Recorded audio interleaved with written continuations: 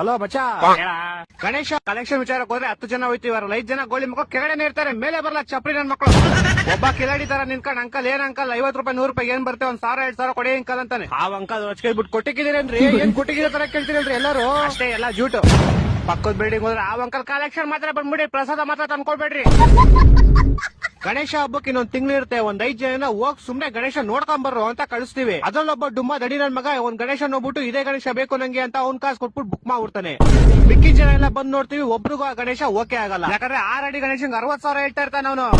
ಅದು ಕಮ್ಮಿನೇ ಇಲ್ವಂತೆ, ಕಮ್ಮಿ ಅಂದ್ರೆ 55,000. ಓಲಿ ಬುಕ್ ಮಾಡಿರೋ ಕಾಸು ವಾಪಸ್ ಕೇಳೋಣ ಅಂದ್ರೆ ನೋ ರಿಫಂಡ್ ಅಂತ ದೊಡ್ಡದಾಗ ಬೋರ್ಡ್ ಹಾಕೊಂಡ್ಬಿಟ್ಟವ್ರೆ. ಸುಮ್ನೆ ದಡಿ ನನ್ ಮಗನಿಂದ ಬುಕ್ ಮಾಡಿರೋ ಕಾಸು ವೇಸ್ಟ್. ಆ ವಿಷಯಕ್ಕೆ ಆ ದಡಿ ನಡ್ಕೊಂಡು ಡಿಪ್ರೆಷನ್ ಹೋಗೋದು ತೆಂಗ್ತೀವಿ. ಟಮಟೆ ಬುಕ್ ಮಾಡಕ್ 15 ಜನ ಹೋಯ್ತಿವಿ, ಸ್ಟೇಷನ್ ಸೈನಕ್ಕೆ ಇಬ್ರೆ. ಆ ಇಬ್ರು ಯಾರು ಅಂತಾನೆ ಗೊತ್ತಿಲ್ಲ, ನಮ್ ನೋಡಲ್ ಅವ್ರ ಅಂತ ನಂಗೆ ಗೊತ್ತಿಲ್ಲ. ಅವ್ರಿಬ್ರು ಬರೀ ಆ ಟೈಮ್ ಮಾತ್ರ ಆಚೆ ಬರ್ತಾರೆ. ಹಂಗೋ ಹಿಂಗೋ ಹೆಂಗೋ ಮಾಡಿ ಕಲೆಕ್ಷನ್ ಮಾಡ್ತೀವಿ. ಆ ಕಲೆಕ್ಷನ್ ಹೆಂಗಾಗಿರುತ್ತೆ ಅಂದ್ರೆ ಗಣೇಶಂಗಾರೆ ಡೆಕೋರೇಷನ್ ಕಾಸಾಗಲ್ಲ, ಡೆಕೋರೇಷನ್ ಕಾಸಾರೆ ಟಮಟೆ ಕಾಸಾಗಲ್ಲ.